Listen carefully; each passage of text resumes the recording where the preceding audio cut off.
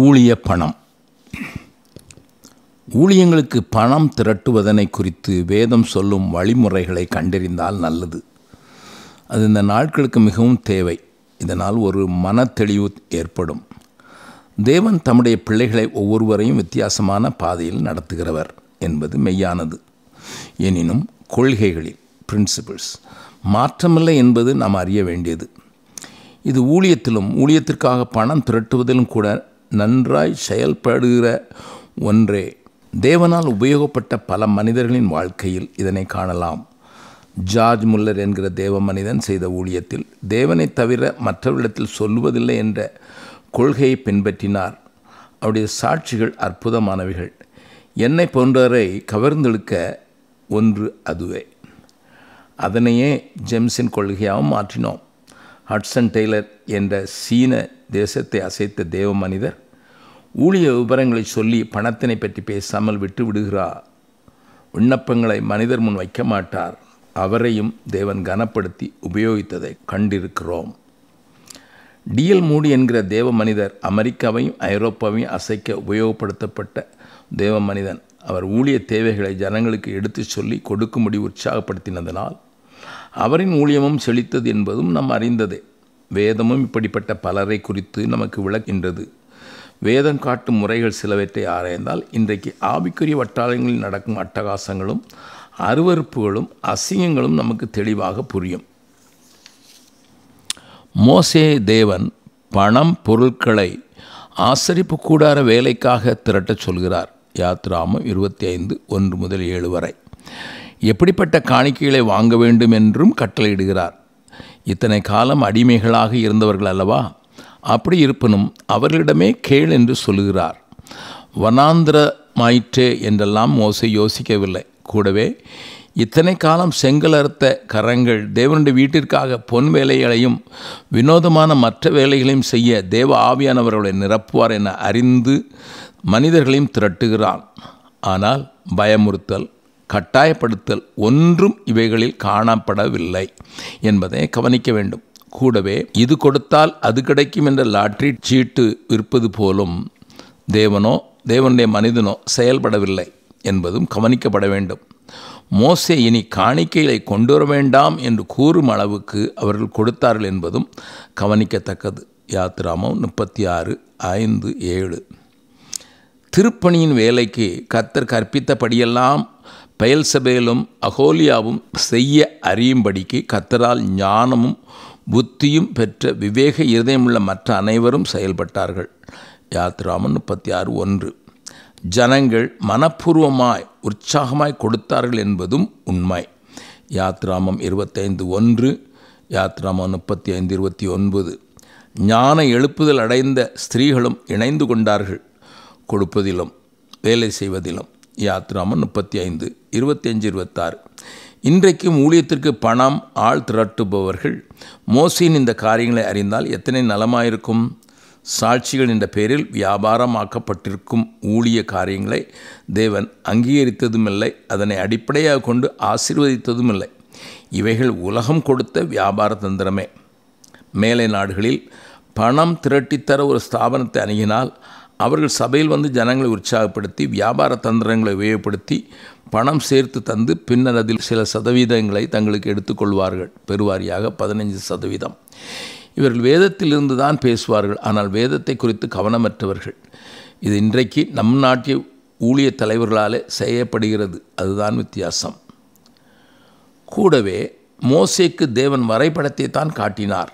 பொருள் சேர்ந்ததும் ஆட்களை எழுப்பினதும் வேலையை கண்காணித்ததும் எல்லாமே மோசேதான். எனினும் ஆசரிப்பு கூடார பிரதிஷ்டை நாளில் அவனையும் கர்த்தர் தம்முடைய வீட்டாகிய கூடாரத்திற்கு விடவில்லை. யாத்ராமம் 40:34-35.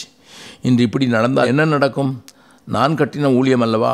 எனக்கு என் பிள்ளைகளுக்கு என் பிள்ளைகளின் பிள்ளைகளுக்கும் அல்லவா இது சொந்தம் என்று கர்த்தரின் ஊழியத்தினை வியாபாரமாக்கினவர்கள் இதனை கவனித்தார்களோ? தேவன் தம்முடைய வேலைக்காக மனிதர்களை உபயோகப்படுத்துகிறார். ஆனால் மனிதர்களோ தேவனை உபயோகப்படுத்தி தங்களுக்கு ஆதாயத்தை தேடிக்கொண்டது எப்படி அங்கீகரிக்கப்பட்டதாக இருக்க முடியும்? அன்றியும் சகோதரரே, நீங்கள் கற்றுக்கொண்ட உபதேசத்திற்கு விரோதமாய் பிரிவினைகளையும் இடரல்களையும் உண்டாக்குகிறவர்களை குறித்து எச்சரிக்கையாயிருந்து அவர்களை விட்டு விலக வேண்டுமென்று உங்களுக்கு புத்தி சொல்லுகிறேன். ரோமர் 16:17 என்பதோடு நிறுத்தாமல், அப்படிப்பட்டவர்கள் நம்முடைய கர்த்தராகிய இயேசு கிறிஸ்துவுக்கு ஊழியம் செய்யாமல் தங்கள் வயிற்றுக்கே ஊழியம் செய்து நயவசனிப்பினாலும் இச்சக பேச்சினாலும் கபடில்லாதவருடைய இருதயங்களை வஞ்சிக்கிறவர்களாய் இருக்கிறார்கள். ரோமர் 16:18 என்று எச்சரிக்க தவறவில்லை. பின்னர் தாவீது தேவனுடைய ஆலயத்திற்கு பொருள் திரட்ட முயற்சிக்கிறான். தேவன் அவனை, நீ எனக்கு ஆலயம் கட்டாமல் உன் குமாரனை கட்டுவான் என்று கூறிய போதிலும் ஆண்டவருடைய ஆலயத்தின் பேரில் இருந்த வாஞ்சையினால் 1 நாளாகவும் 29:3 ஏராளமாக சவதரித்தான். ஆனால் அதற்கு முன்தானே மற்றவர்களுக்கு முன்மாதிரியாக எனக்கு சொந்தம் பொன்னையும் வெள்ளியையும் என் தேவனுடைய ஆலயத்திற்கென்று கொடுக்கிறேன்.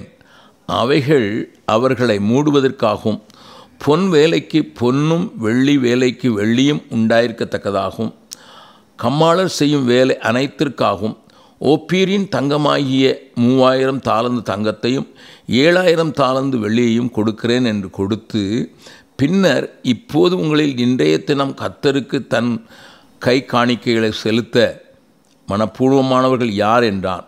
அது மற்றவர்களையும் கொடுக்க செய்கிறது. உற்சாகம், உத்தம மனம், மனப்பூர்வம் இவைகளே அன்றைக்கு காணப்பட்டது. 1 நாளாகவும் 29:3-9. ஆனால் இன்றோ தாங்கள் தர முன்னேறாமல் மற்றவர்களை கொடுக்கச் சொல்பவர்கள் அதிகம். தான் இழக்காமல் மற்றவர்களை இழக்கச் சொல்பவன் எப்படி தேவனால் அங்கீகரிக்கப்பட முடியும்? கொடுத்த பின்னர் உமக்கு முன்பாக நாங்கள் எங்களுடைய பிதாக்கள் எல்லாரை பார்க்கிலும் அரதேசிகளும் பரதேசிகளுமாயிருக்கிறோம். பூமியின் மேல் எங்கள் நாட்கள் ஒரு நிழலைப் போல இருக்கிறது. நிலைத்திருப்போம் என்றும் நம்பிக்கை இல்லை. என் தேவனே, நீர் இருதயத்தை சோதித்து உத்தம குணத்தில் பிரியமாயிருக்கிறீர் என்பதை அறிவேன். இவையெல்லாம் நான் உத்தம இருதயத்தோடு மனப்பூர்வமாய் கொடுத்தேன். இப்பொழுது இங்கே இருக்கிற உம்முடைய ஜனமும் உமக்கு மனப்பூர்வமாய் கொடுக்கிறதை கண்டு சந்தோஷித்தேன் என்று சொல்லவும் தயங்கவில்லை. 1 நாளாகவும் 29:15-17. தங்களின் மனைவி பிள்ளைகளையும் பொன்னால் பொருளால் வீடுகளால் அலங்கரித்து பின்னர் மற்றவர்களை பார்த்து காணிக்கை கொடுக்க கண்டிப்பு படுத்தவரே தண்டனைக்குரியவர் என்று கவனிக்க வேண்டியது. பலவந்தம் பண்ணுவது ஓப்பனி பினகாஸ் வழியில் தோன்றிய ஊழியர்களுக்கு கைவந்த கலை. 1 சாமுவேல் 2:16-17 வரை. கூடவே அந்நிய தேச ராஜாவாகிய கோரேஸ் தேவ பணிக்கு காணிக்கைகளை கொடுக்க ஜனங்களை உற்சாகப்படுத்துகிறார். அதற்கு காரணம், எவர்கள் ஆவியை தேவன் ஏவினாரோ அவர்கள் செயல்பட்டார்கள் என்பது வசனம் காட்டும் தெளிவு. எஸ்ரா 1:1-5. எனவே தேவ ஆவியின் விடுதலை மனிதரை கொடுக்க செய்ய வேண்டுமே அன்றி வெளிப்படையான அழுத்தம் கொடுப்பதில்லை. ப்ரெஷர் டாக்டிஸ் என்பதனை பணம் திரட்டுவோர் அறிந்தால் நல்லது. அது அவர்களையும் கொடுப்பவர்களையும் பாதுகாக்கும். பவுலும் திரளான பணம் தர்ம காரியத்திற்காக சேகரித்தது நமக்கு தெரிந்ததே. 2 கொரிந்தியர் 8:20. ஆனால் அதனை குறித்து எத்தனை கரிசனையாய், வெளியரங்கமாய், டிரான்ஸ்பரண்ட், கணக்கு ஒப்புவிப்பவராய், அக்கௌண்டபிள், மற்றவர்களின் முன்பாக குற்றமற்றவராக இருப்பதில் கவனம் செலுத்துகிறவர்களாய் என்பதனை கவனிக்கும் கால். இக்கால அநேக ஊழியங்களில் சபைகளில் இவள் ஏன் செயல்படுத்தப்படுவதில்லை என்ற கேள்வி எழுப்பாமல் இருக்க முடியாது. 2 கொரிந்தியர் 8:18-23. இயேசுவின் நாட்களிலும் பணம் சேகரிக்கும் காரியம் ஆலய நிர்வாகிகளாகிய ஆசாரியர், பிரதான ஆசிரியர்களால் நடைபெற்றது. ஆனால் அது வியாபார முறையில் நடந்ததை கண்ட இயேசு அவர்களை துரத்தி அடித்ததை நாம் அறிவோம். லூக்கா 19:45-46. காரணம், முறைகள் தவறாக இருந்தது, நோக்கம் தவறாக இருந்தது. Methods and motives were wrong. இன்று இயேசு இதையே செய்ய விரும்புகிறார் என்பதனை அறிந்தவர்கள் எத்தனை பேர்? அமெரிக்காவில் பச்சை கழைக்கொட்டைகளை விற்று உங்கள் மேல் தடவி கொண்டால் பெரிய பணக்காரர் ஆகலாம் என்பவர்களையும் அதற்கு பவுலின் கைக்கொட்டை செய்த அற்புதங்களை அடையாளங்களை காட்டுபவர்களையும் பார்த்து சலித்து போயிருக்கிறேன்.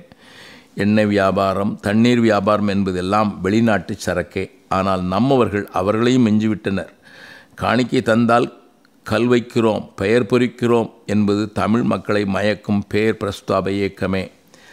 ஜாக்கிரதையாய் செயல்பட்டு தேவ ஊழியங்களை தாங்குங்கள். தேவன் உங்களை சத்தியத்திற்குள் நடத்த ஆவியானவர் நிரப்புவாராக.